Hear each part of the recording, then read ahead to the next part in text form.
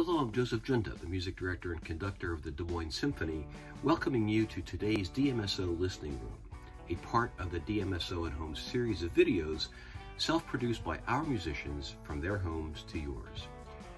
Today, I'll speak about the music of the Beatles, which we celebrate on our first Pops concert of the season this Saturday evening in a show called Revolution. On February 9th, 1964, my parents and I joined over 73 million other Americans on Sunday evening watching the Beatles make their live United States television debut on The Ed Sullivan Show. The British band started with All My Lovin', then Paul McCartney sang Till There Was You from Music Man, and finally came She Loves You. Audience shots of teenage girls screaming and hyperventilating were as much fun to see as the Beatles themselves. It was much like the effect Elvis had on teenagers a few years earlier, but 100 times more intense. This 7-minute appearance solidified the Beatles as international superstars. They were in America for only 2 weeks then, which CBS anchor Walter Cronkite called the British invasion of America, and it made an indelible mark on pop culture. Guitarist John Lennon and George Harrison, bassist Paul McCartney and drummer Ringo Starr came to America as shaggy-haired oddities with charming English accents and left as genuine superstars. Little did we know then that this was only the beginning for them.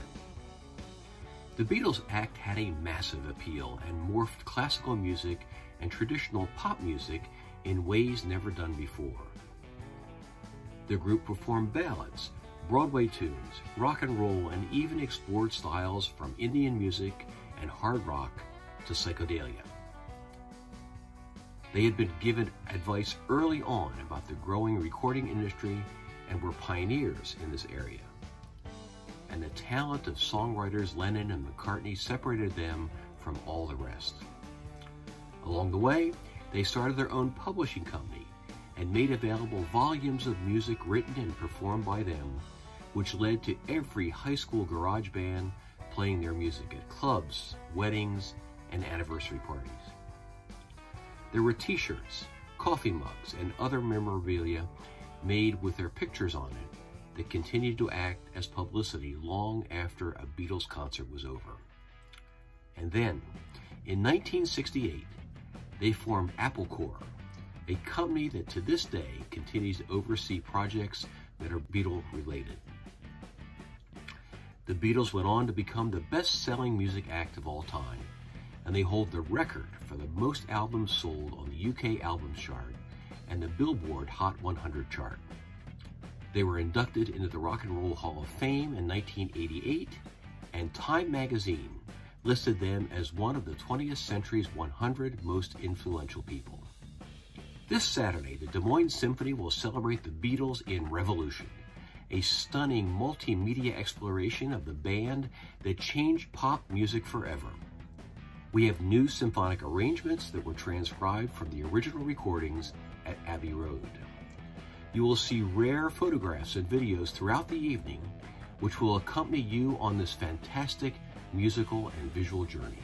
The music, well, is sensational and memorable, with tunes like Get Back, Ticket to Ride, Yesterday, Lady Madonna, Here Comes the Sun, Hey Jude, Fool on a Hill, Something, Let It Be, Twist and Shout, and many, many more. Please join your Des Moines Symphony as we celebrate with this exciting visiting Beatles band and Revolution, the music of the Beatles. For more information and tickets, go to dmsymphony.org. That's dmsymphony.org.